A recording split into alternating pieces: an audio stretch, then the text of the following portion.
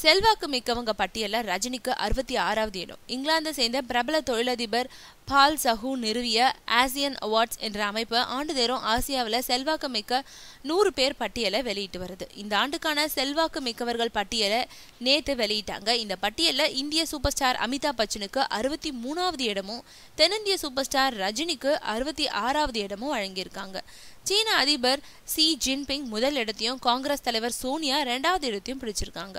பாரதிய ஜனதாவோட பிரதமர் வேட்பாளர் நரேந்திர மோடிக்கு 4வது இடமும், காங்கிரஸ் துணைத் தலைவர் ராகுலுக்கு 5வது இடமும், பிரதமர் மன்மோகன் சிங்குக்கு 6வது இடமும் கிடைச்சிருக்கு. மற்றவங்களுக்கும் ரஜினிக்கும் ஒரு வித்தியாசம் இருக்கு. மற்றவங்க தங்களோட கட்சி அதிகார பலம், ஆள் பலம், பணபலத்தால அந்த இடத்தை பிடிச்சவங்க.